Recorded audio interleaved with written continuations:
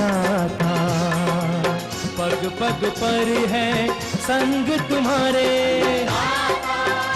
अन्नदाता। लहू किसानों का बन के पसीना सींचता है धरती का सीना। मेहनत का तेरी हक दिलवाने, नई तकनीक नई खोज बताने।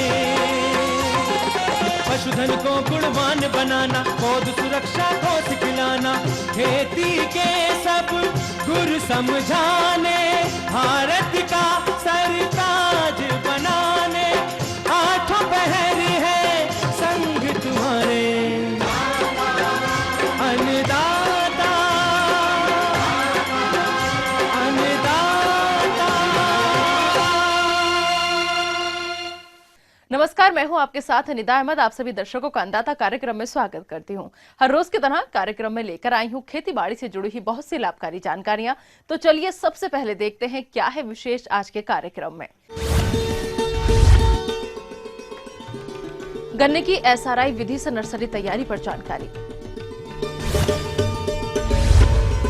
मेंथा की फसल से अधिक उपज प्राप्त करने हेतु किए जाने वाले जरूरी कार्य। अधिक पुष्पों की प्राप्ति हेतु गुलाब की फसल का कैसे करें उचित प्रबंधन।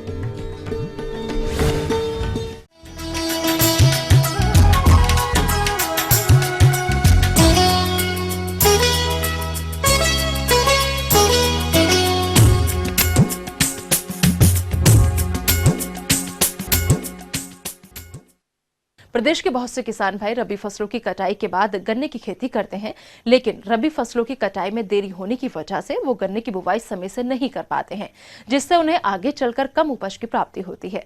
इसी समस्या के समाधान के लिए अभी आप गन्ने की एसआरआई तकनीक से नर्सरी तैयार कर रबी फसलों की कटाई के बाद इसकी रोपाई कर सकते हैं। तो गन्ने की नर्सरी तैयार करने की एसआरआई विधि क्या है, इस विषय पर विस्तार से जानकारी दे रहे हैं एक विषय विशेषज्ञ।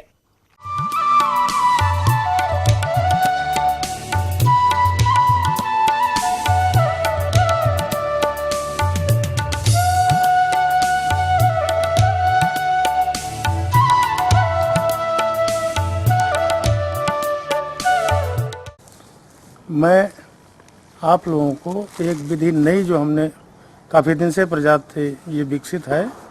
ये विधि भी पुरानी है लेकिन इसके फ़ायदे बताना चाह रहा था। ये विधि पॉलीपैक। गन्ने की बुआई में हमको सबसे महंगा हमारा गन्ने का बीज होता है। उसके बचाव के लिए नंबर 1 तो हम ये अपने पॉलीपैक तैयार करके पॉली विधि से गन्ने का बचाव, जो गन्ने की कीमत है उसको कम कर सकते हैं।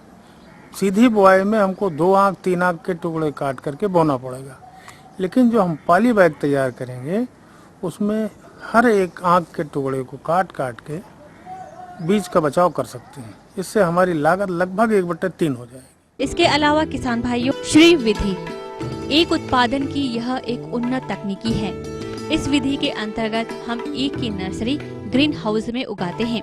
इसके तहत सबसे पहले बड काटने वाली मशीन से ईख की एक आंख वाली बड को काट लेते हैं, जिसमें एक यंत्र का उपयोग किया जाता है जिसे गन्ना बड चीपर कहते हैं। इस यंत्र द्वारा किसान भाई गन्ने से केवल एक आंख चयन कर काट लेते हैं, फिर उसे बीज के रूप में उपयोग करते हैं। इस यंत्र की सहायता से करीब 1 घंटे में 500 बड निकाल सकते हैं। इस यंत्र से जो बड निकलती है वह पूर्णतः स्वस्थ होती है। बड की रोपाई से पूर्व फफूंदनाशी दवा से इनका उपचार आवश्यक है। काटी गई ईख की आंख को हम प्लास्टिक की ट्रे में रख देते हैं और उसमें वर्मी कंपोस्ट या केचुआ खाद अथवा कोकोपीट का इस्तेमाल करते हैं। कोकोपीट की अनुपलब्धता के स्थान पर हम पत्तियों की सड़ी हुई खाद का भी इस्तेमाल कर सकते हैं। इसके उपरांत समय समय पर हम इसकी सिंचाई करते हैं। जब नर्सरी 4 सप्ताह की हो जाती है तब हम उसे मुख्य भूमि पर लगाते हैं। इस विधि से तैयार पौधे स्वस्थ एवं रोग व्याधियों से मुक्त होते हैं, क्योंकि इन्हें सही मात्रा में सूर्य, ऊर्जा, पानी, सही दूरी एवं सही समय पर मिलते हैं। इसमें 3 आंख की जगह सिर्फ 1 आंख वाली बड को बीज के रूप में व्यवहार करते हैं। इस विधि में सिर्फ 60 से 80 किलोग्राम गुल्ली की जरूरत होती है। इसके अलावा किसान भाइयों, आप गन्ने की नर्सरी पॉलिथीन में भी तैयार कर सकते हैं। इस विधि से सीधे लाइन बना करके उसमें हम अपनी पॉलीबैग लगा के गन्ने से बढ़िया उत्पादन ले सकते हैं। हम आपको ये बताना चाहेंगे कि जिस रेशियो में मिट्टी, सूखी सड़ी हुई खाद और ये भूमि शोधक, ये सब एक साथ मिक्सचर बना के और फिर अपने पॉलीबैग में रख ली। बढ़िया जो रोग रहित गन्ना है उस गन्ने को ले करके और उसके एक एक आंख के टुकड़े इसमें ले आके हम पौध रोपित कर देते हैं। रोपित करने के बाद समय अनुसार हमारा अच्छे समय पे हमारा गन्ना बढ़ता चला जाता है। इस प्रजाति को या किसी भी प्रजाति को आप कर सकते हैं और इसको करने से हमारे किसान भाइयों को कम से कम, जहाँ तक मेरा अपना अनुमान है, 50 से 60% बल्कि और 70% भी आप कह सकते हो, 50 से 75 के बीच में आपको लागत कम देनी पड़ेगी, उत्पादन ज़्यादा मिलेगा। इस तरह से हम आप लोगों से कहना चाहेंगे, किसान बंधुओं से, कि यह विधि बजाय सीधी बुआई के अगर आपने लेट फसल लगा रखी है, चाहे वो गेहूं की हो, इस स्थिति में आप कम लागत में अच्छा उत्पादन कर सकते हैं। मैं चाहूँगा कि आप लोग भी इस विधि को अपना कर बढ़िया बेहतर लाभ लें। इसको करने से आपका समय भी बचेगा और जो आपकी फसल है वो जल्दी अपना ग्रोथ शुरू कर देगी। इस विधि को करने से आपका 100% जमा होगा, जिससे आपके उत्पादन पे भी फर्क पड़ेगा। इससे कम से कम 10 से 15% अधिक आप ले सकते हो। बचत भी और लाभ भी दोनों को देखते हुए किसानों के हित में यह विधि बहुत अच्छी है। तो बंधुओं, मेरा अनुरोध आप लोगों से है कि बाकी सारी आप व्यवस्था जो कर रहे हैं सो करें, लेकिन उसके साथ साथ ये पॉली बैग लेट फसल में जरूर उपयोग। तो ये थी कुछ उपयोगी जानकारी। आप लेते हैं यहाँ पर एक छोटा सा ब्रेक, जल्द लौटेंगे और कार्यक्रम में आगे हैं महत्वपूर्ण जानकारियां, तो बने रहिए हमारे साथ।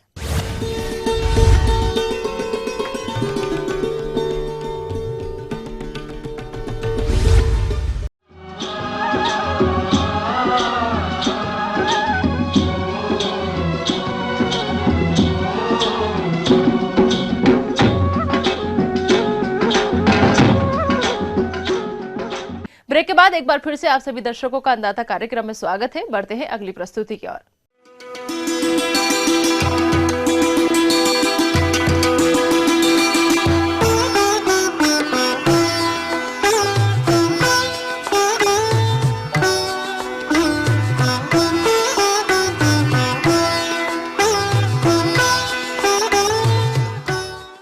हमारे प्रदेश के जिन किसान भाइयों ने मेंथा की रोपाई समय से की थी, उनकी फसल इस समय बढ़वार की अवस्था पर है और फसल की इस अवस्था पर कुछ कार्यों को करना जरूरी होता है, जिससे फसल की अच्छी वृद्धि व विकास हो, साथ ही उन्हें आगे चलकर अधिक उपज की प्राप्ति हो। तो हमारे किसान भाई मेंथा की फसल में इस समय कौन कौन से जरूरी कार्यों को करें, इस विषय पर अपने सुझाव दे रहे हैं पंतनगर कृषि विश्वविद्यालय पंतनगर के डॉक्टर MS नेगी।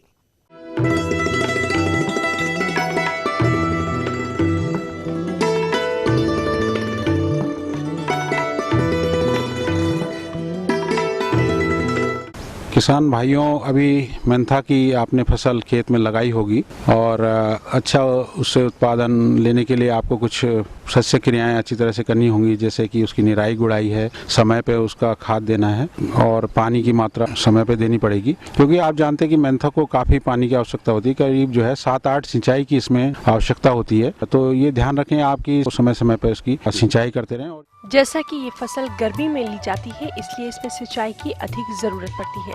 ऐसे में यदि आपने बलुई मिट्टी में मेंथा की खेती की है तो 8 से 10 दिन पर सिंचाई करें और दोमट मिट्टी में 12 से 14 दिन के अंतराल पर सिंचाई करें और सिंचाई हल्की करें, क्योंकि फसल में अधिक पानी भरने पर फसल की बढ़वार में बाधा आएगी और उपज भी प्रभावित होगी। ये ध्यान रखें कि अगर आपका मेंथा 30 दिन का करीब हो गया है तो इसमें एक निराई गुड़ाई करना इसमें बहुत आवश्यक है, क्योंकि अगर आप इस समय निराई गुड़ाई नहीं करते तो आपके जो खरपतवार हैं वो आपकी फसल को जो नुकसान पहुंचाएंगे उसकी भरपाई आप बाद में फिर नहीं कर सकते।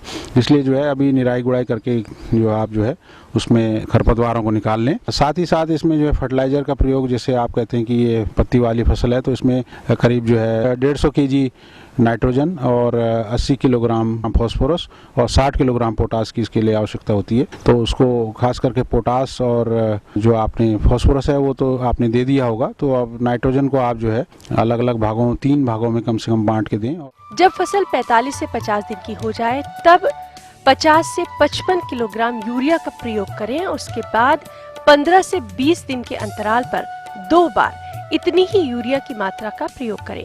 यदि फसल से 2 कटाई लेना है तो उस दशा में पहली कटाई के 25 से 30 दिन बाद 40 से 45 किलोग्राम यूरिया का प्रयोग करें और फिर इस फसल में 15 दिन बाद 20 किलोग्राम यूरिया का प्रयोग करें। और खास करके ध्यान रखें कि कटाई के बाद जो है हम जरूर एक बार नाइट्रोजन की डोज उसको दें। तो जितना आप नाइट्रोजन की डोज को कम मात्रा में थोड़ा थोड़ा बांट के देंगे उतना ही आपकी फसल को ज्यादा फायदा करेगी। और रही बात कीड़े बीमारियों की, तो कीड़े बीमारी इसमें बहुत कम आते हैं। अगर कहीं किसी क्षेत्रों में दीमक का प्रकोप है तो आप जो है क्लोरपाइरीफॉस नामक दवा का प्रयोग कर सकते हैं और उसको जो है अच्छी तरह से 2 से लेकर 3 लीटर प्रति हेक्टेयर के हिसाब से आप उसका प्रयोग कर सकते हैं, तो उससे दीमक का प्रकोप नहीं होगा। इसके साथ ही साथ मुख्य बात यह है कि इसमें तेल की फसल है और सगंध तेल इसमें पाया जाता है। तो हम ये ध्यान रखें कि जब भी इसकी कटाई करें हम लोग तो उस दिन जो है बदली ना हो, बदली वाले दिन हम इसकी कटाई ना करें। जिस दिन अच्छी धूप खिली हो उस दिन हम इसकी कटाई करें और कटाई करने के बाद तुरंत ही जो हम इसका आसवन कर लें। तो इसमें ध्यान देने वाली बात है कि आसवन का यूनिट भी आपके पास होनी चाहिए। एक जो आपका माइल्ड स्टील की इसके लिए यूनिट की आवश्यकता होती है तो वो आपके आसपास होनी चाहिए। वैसे खास करके तराई क्षेत्रों में कई किसानों के पास इस तरह की मशीनें हैं और वो उसकी खेती पहले से करते आ रहे हैं। तो मुख्य बात यह है कि आप ज्यादा दिन तक जो है उसको खेत में ना रखें। एक दिन के अंदर, जैसे आज आपने कटाई की तो कल तक जो है उसका जो है तेल निकाल लें, मतलब आसवन कर लें उसका। इसके साथ ही साथ तेल को रखने के लिए भी आप जो है स्टील के बर्तनों का उपयोग करें। जब आपका तेल मिल जाता है तो उसको तेल को स्टील के बर्तनों में रखें और स्टील के बर्तनों को भी पूरा ढंग से भर के रखें जिससे कि उसमें हवा कम से कम जाए और जो है तेल आपका खराब ना हो। और उस तेल को या तो स्टील के बर्तनों में या फिर जो है आपको जो कांच के बर्तन है उनमें रखें तो ज़्यादा अच्छा रहता है, और या एल्युमिनियम के बर्तनों में रखें। तो उसको फिर जो है अच्छी तरह से भर के जो है सूखे स्थान पर और जहाँ पे जो है धूप ना जाती हो ऐसी जगहों पर रखें और फिर उसको जो है बाजार में बेचें तो आप उससे अच्छा लाभ कमा सकते हैं। आगे और भी हैं कुछ रोचक जानकारियां, पर यहाँ पर रुकेंगे एक और छोटे से ब्रेक के लिए। जल्द हाजिर होते हैं।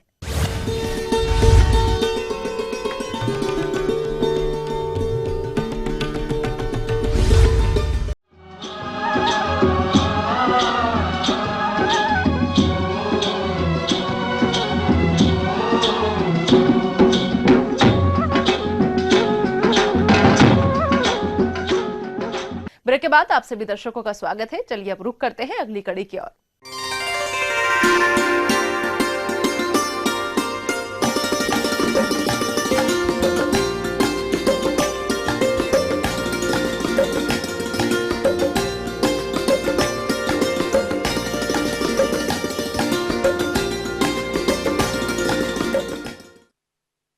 फूलों की खेती के अंतर्गत हमारे जिन किसानों ने गुलाब की खेती की है तो उससे अच्छे और अधिक फूलों की प्राप्ति हेतु फसल में कुछ प्रबंधन कार्यों को किया जाना जरूरी होता है, जैसे खरपतवार नियंत्रण, सिंचाई और उर्वरक प्रबंधन तथा पौधों को कीट व रोगों से बचाना इत्यादि।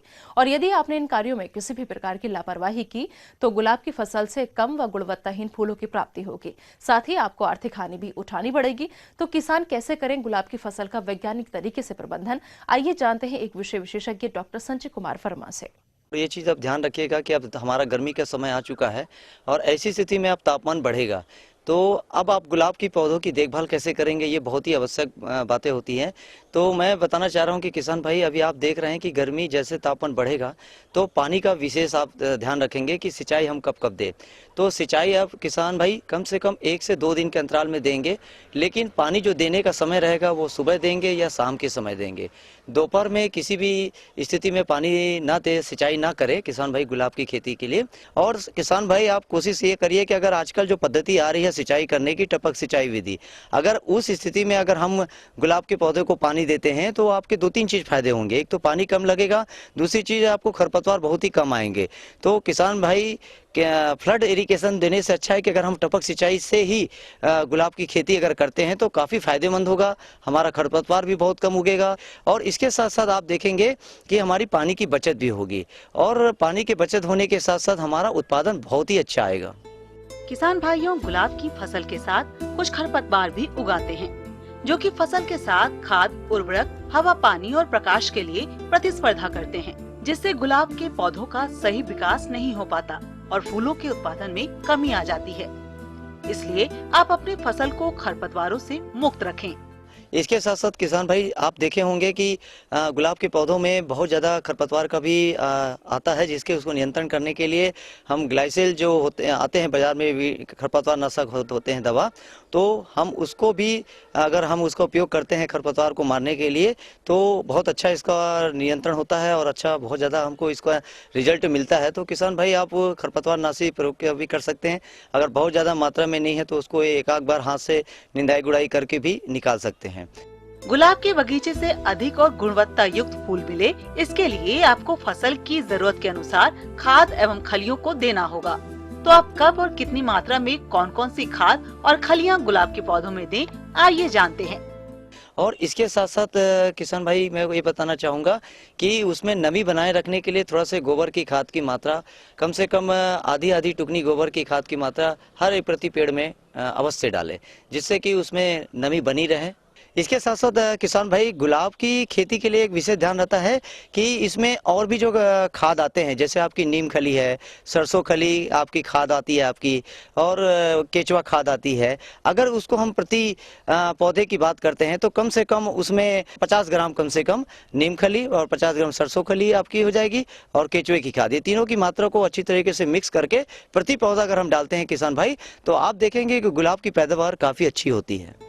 गुलाब की फसल को कुछ कीटों द्वारा अधिक हानि पहुंचाई जाती है और यदि आपने कीटों का शुरुआती अवस्था में नियंत्रण नहीं किया तो यह कीट गुलाब के फूलों की गुणवत्ता को खराब कर देंगे और आपको कम बाजार भाव की प्राप्ति होने से आर्थिक हानि का सामना करना पड़ेगा।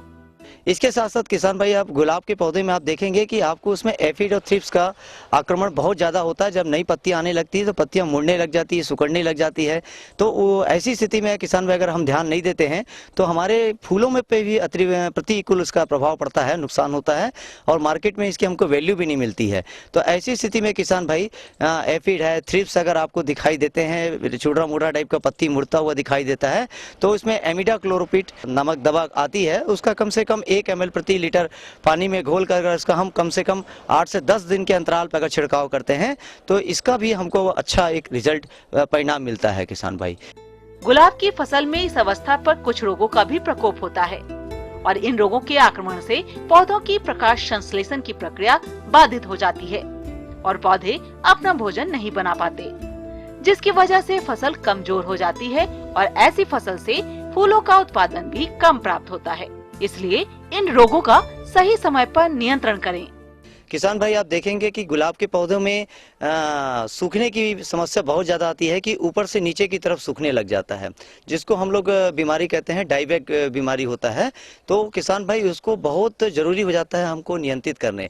तो ऐसी स्थिति में किसान भाई जब भी अगर आपको ऐसी स्थिति दिखती है गुलाब के पौधों में डाईबैक की, तो जहाँ से आप काट रहे हैं तो वहीं पर उसमें एक बोडस मिक्सचर है या फफूंदनाशक का भी आप लेप लगा सकते हैं और आगे चल के आप देखेंगे कि वो पूरी तरीके से अच्छे नियंत्रित हो जाएगी।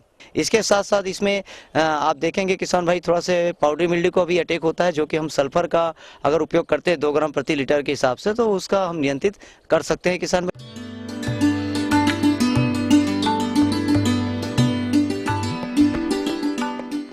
अन्नदाता हेल्पलाइन निशुल्क फोन संपर्क सेवा के माध्यम से आपके द्वारा पूछे गए कृषि से जुड़े प्रश्नों में से 1 या फिर 2 महत्वपूर्ण प्रश्न को हम अपने कार्यक्रम में शामिल करते हैं और इसी के तहत आज का चयनित प्रश्न और उसका जवाब इस प्रकार है।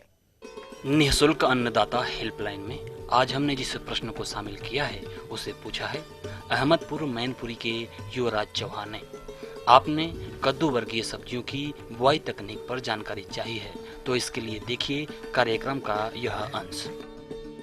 किसान भाइयों, आपके खेत इस समय आलू और मटर से खाली हो रहे होंगे और अगली फसल की तैयारी के रूप में आप जो है कद्दू वर्गीय सब्जियों जिसमें लौकी, कद्दू, करेला, खीरा, तरबूज, खरबूज आता है, उसकी खेती करके लाभ कमा सकते हैं। बुआई के पहले जो सबसे महत्वपूर्ण बिंदु होता है वो है प्रजातियों का चयन, जिसके लिए आप उन्हीं प्रजातियों का चयन करें जिसकी उपज अधिक हो और फल देखने में आकर्षक भी हो, जिससे बाजार में वो आसानी से बिक सके।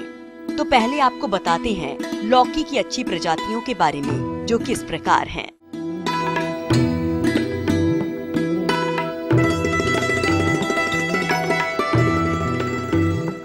करेले की इन प्रजातियों का चयन करके आप अधिक उपज और आय ले सकते हैं।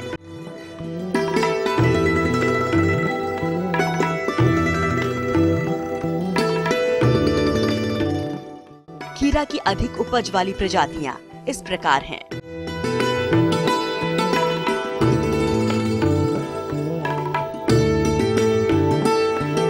तीसरा एक सावधानी ये रखना है कि चूंकि इधर फरवरी मार्च के महीने में रात का तापमान किसी किसी समय काफ़ी डाउन चला जाता है, इसलिए लौकी कद्दू वर्गीय सब्जियों के जमाव में प्रॉब्लम रहती है। किसान भाइयों, हम आपको सलाह ये देंगे कि खेत में बोने से पहले यदि बीज को आप अच्छी तरह से जर्मिनेट कर लें। जर्मिनेट करने के लिए क्या करना है आपको कि गुनगुने पानी में, इतना गर्म पानी हो कि जिसमें आप हाथ डालें तो आपका हाथ न जलने पाए, ऐसे पानी में बीज को भिगो दें। और भिगोते समय एक चीज़ ये ध्यान रखें कि 1 ग्राम बेवेस्टीन और 1 ग्राम थीरम पर लीटर पानी के हिसाब से पानी में अच्छी तरह से घोल करके उसमें बीज भिगोएं और उसी पानी के सहित जो है 12-14 घंटे के लिए उसको रख दें। 12-14 घंटे बाद पानी से उसको निकाल करके सूती कपड़े में, जिसको कि उसी पानी से भिगो लें सूती कपड़े को, और उसका पानी निचोड़ करके उसी में बीज को अच्छी तरह से लपेट करके टाइट लपेट लें और ऊपर से कोई पुरानी शाल या स्वेटर रद्दी टाइप हो उसको लपेट करके उसको किसी पॉलीथीन में रख दें।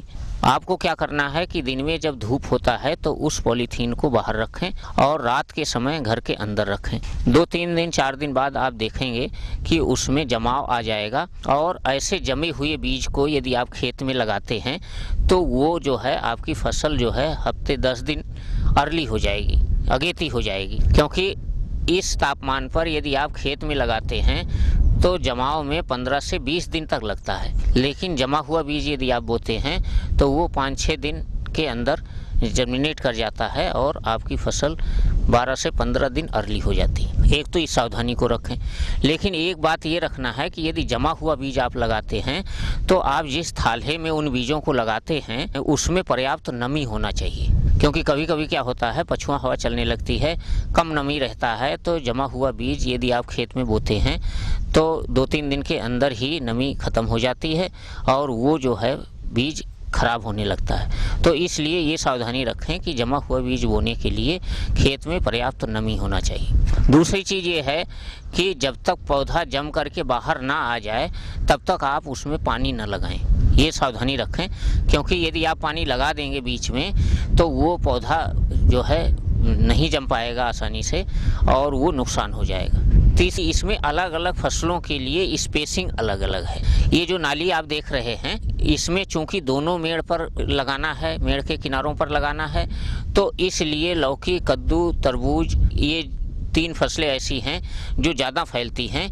इनके लिए ये नाली आपको 5-5 मीटर की दूरी पर, करेला, खीरा, ककड़ी, खरबूज, इन सब के लिए 3.5-3 मीटर की दूरी पर ये नालियां बना करके आप इसमें बुआई कर सकते हैं। एक सावधानी और रखनी है कि लौकी, कद्दू और तरबूज में 1-1 मीटर की दूरी पर थाला बना करके बुआई करेंगे। करेला, खीरा, खरबूज और ककड़ी के लिए 60 से 70 सेंटीमीटर की दूरी पर थाला बनाएंगे और उसमें बीजों की बुआई जो है 3 से 4 बीज प्रति थाले के हिसाब से करना है।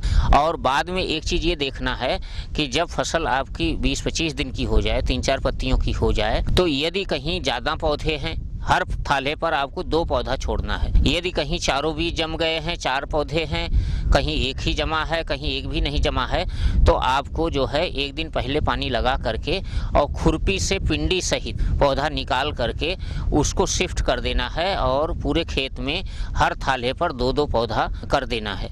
उसके अलावा 15-20 दिन बाद और उसके बाद जो है यदि कहीं ज़्यादा पौधे हैं तो उनको उखाड़ करके हटा सकते हैं। आप मटर और आलू का खेत में ये सब्जियां उगा रहे हैं तो आपको बहुत ज़्यादा खाद डालने की आवश्यकता नहीं है, क्योंकि आलू और मटर तो नाइट्रोजन फिक्सिंग करता है, आलू में भी पर्याप्त खाद डाला रहता है, इसलिए मिट्टी में बहुत ज़्यादा खाद डालने की अलग से आवश्यकता नहीं पड़ती है। लेकिन एक चीज़ ये है कि यदि आपकी ज़मीन कमज़ोर है तो आप जो है इस नाली में थाल्हे में यदि आप खाद डालेंगे तो उससे क्या होगा कि खाद की मात्रा ज़्यादा हो जाती है और पौधा खराब होने लगता है। इसमें मिट्टी में जो है आप फ्यूराडान 10G एक थाल्हे में 1-1 ग्राम, और यदि गोबर की सड़ी हुई खाद है तो आधा किलो 1-1 थाल्हे में यदि डाल दें तो ज़मीन में आपको किसी तरह के केमिकल फर्टिलाइज़र डालने की आवश्यकता नहीं है। बाद में जब आपकी फसल जम जाती है, पहला पानी लगाते हैं, तो आप हर थाल्हे पर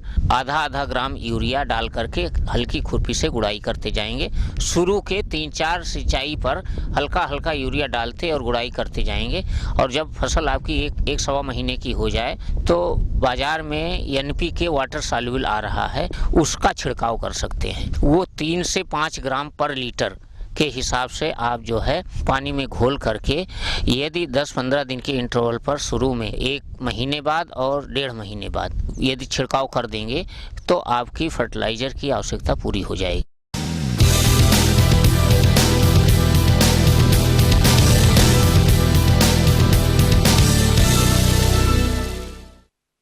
राज्य की विभिन्न मंडियों में कृषि उत्पादों के चढ़ते उतरते बाजार भाव की संक्षिप्त जानकारी इस प्रकार है।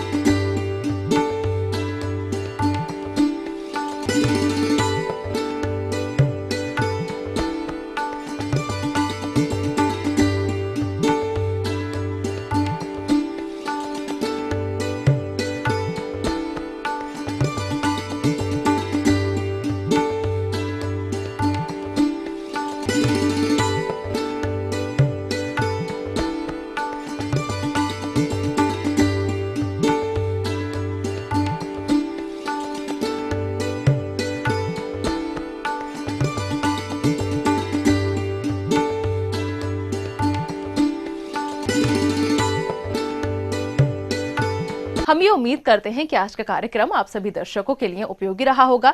किसान भाइयों, अन्नदाता आपकी सेवा के लिए संकल्परत है। कृषि संबंधित समस्या और सुझावों के लिए आप हमें इस पते पर संपर्क कर सकते हैं। प्रोड्यूसर अन्नदाता, ETV Uttar Pradesh Uttarakhand, आमुची film city, Hyderabad 501512। साथ ही आप हमें ईमेल भी कर सकते हैं। हमारा मेल है annadata.up@etv.co.in। इसके अतिरिक्त आप हमें निःशुल्क हेल्पलाइन नंबर 180010854599 पर सोमवार से शनिवार सुबह 10 से शाम 4 बजे के बीच संपर्क कर सकते हैं। अब आइए देखते हैं कल दिखाए जाने वाले कार्यक्रम की मुख्य झलकियां। लेयर मुर्गियों में लगने वाली प्रमुख बीमारियां और उनका नियंत्रण।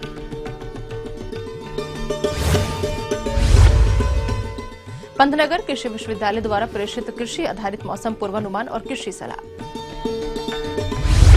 फिलहाल अन्नदाता की पूरी टीम को दीजिए इजाजत। कल इसी समय आपसे फिर होगी मुलाकात कृषि संबंधित कुछ और महत्वपूर्ण जानकारियों के साथ। नमस्कार।